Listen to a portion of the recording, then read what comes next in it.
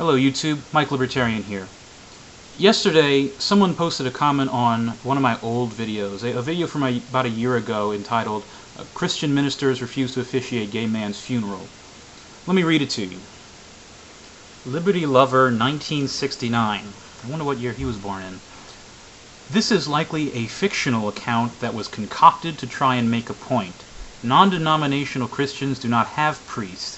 If you are libertarian, why do you not believe in the rights of Christians to adhere to their own beliefs by not performing funerals for the people whose lifestyles are that Christians consider immoral?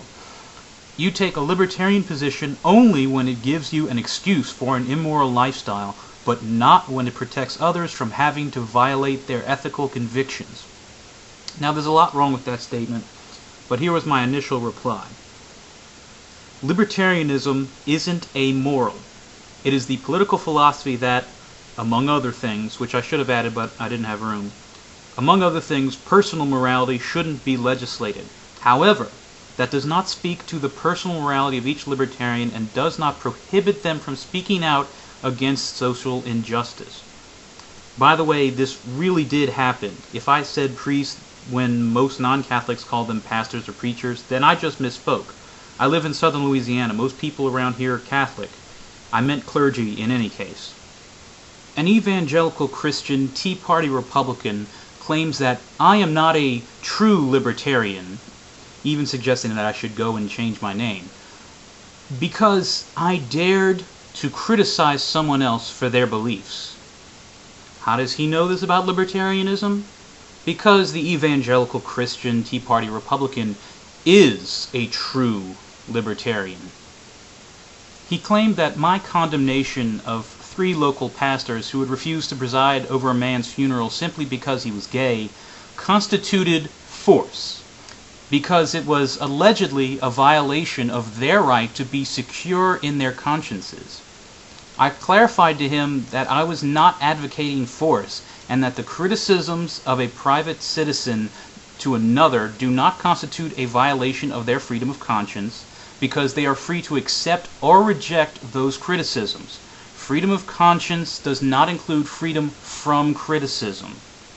Despite this, he continued accusing me of advocating force, declaring my condemnation of the pastors to be anti-liberty, and forwarding his own assertion that it is inherent in so-called true libertarianism that we should all be free to believe whatever we want, and likewise be free from having those beliefs ever challenged by anyone who disagrees. Now, I thought that sounded an awful lot like moral relativism, but he assures me that it is not. I also find it pretty interesting that the guy who was pretty quick to accuse me of simply picking and choosing from libertarianism for excuses in order to build a wall to justify an immoral lifestyle, does himself have such a curious marriage of religious and political opinions that I am left to wonder if such an accusation is born purely of a textbook case of projection. According to Liberty Lover, the Bible condemns certain things as immoral. Homosexuality is one of those things, like it or not. Evangelical Christians accept the Bible as authoritative, and so will never accept homosexuality as ethical. Liberty says that evangelicals do not have a right to force others to live by that conviction. It also says others do not have the right to force us to violate that conviction. Tell me by what libertarian reasoning you believe a pastor should have performed this funeral. Now, for those who have understood what I clearly maintain as my position, which I had clearly demonstrated to him on multiple occasions before this, you would see right away that this is a loaded question.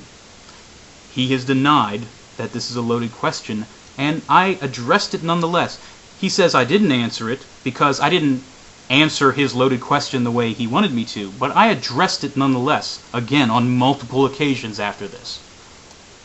Another interesting point we touched on that I would like to mention is, at one point I tried to use a business as a metaphor for whatever particular nuance we were talking about at the moment, and while he refused to agree with me on everything, as he did throughout the entire thing, one thing I got out of him, which I think is interesting to note, is, according to him, public officials who work for the government provide a public service. Therefore, moral wrongdoing, they are accountable to the public.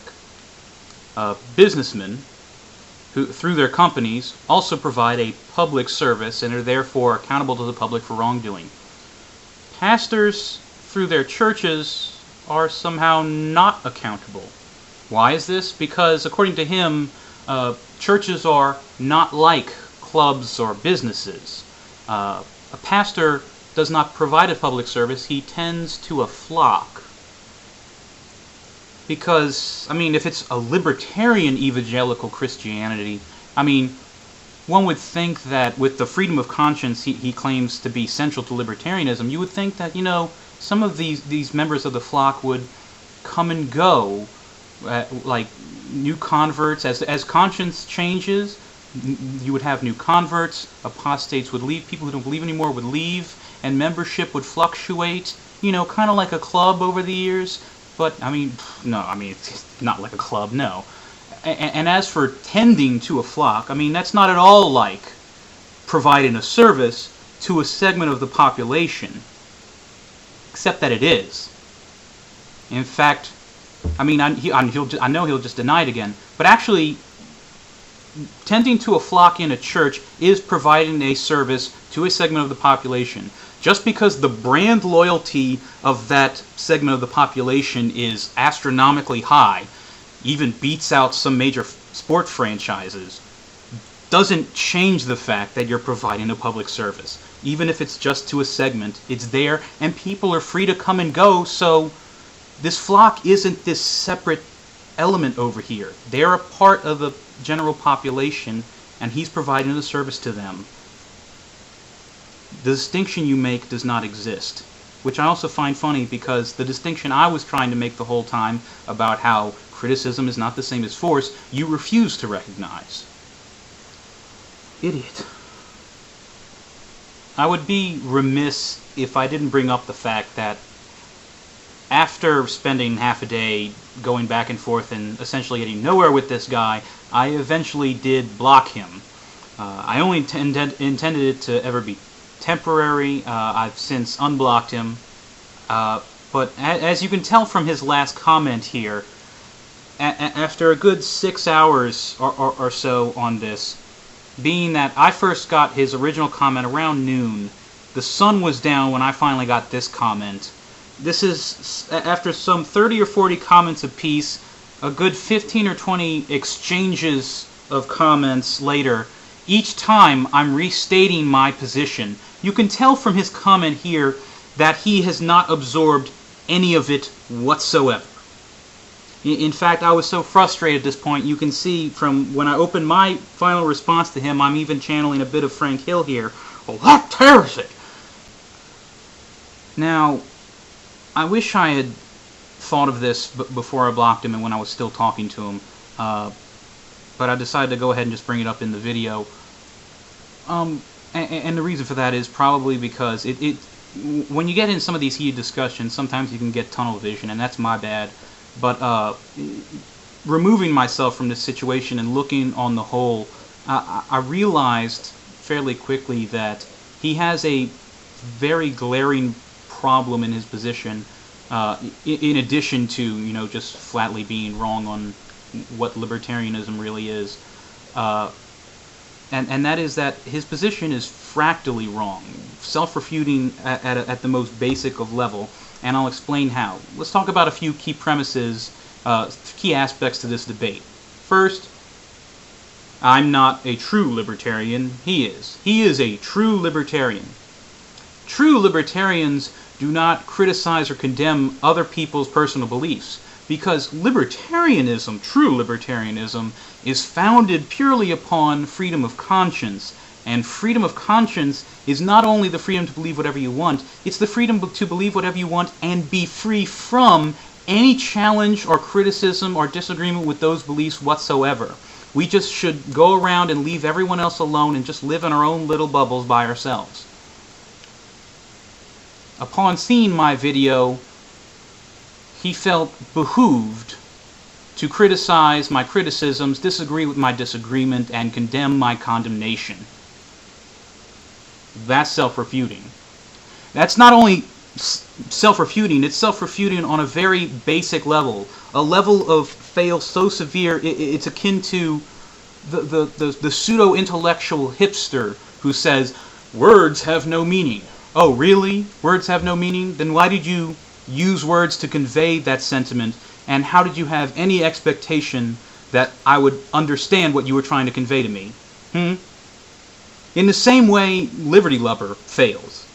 How dare you criticize other people? How dare you condemn other people? You're not a real libertarian. Really?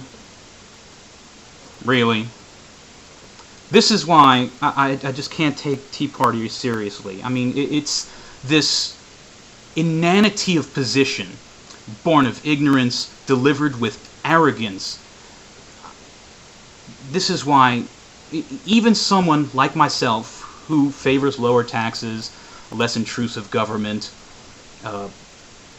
and many other things that the Tea Party platform officially endorses, this is why I can't take Tea Partiers intellectually serious as a person, as people. There's just too many idiots.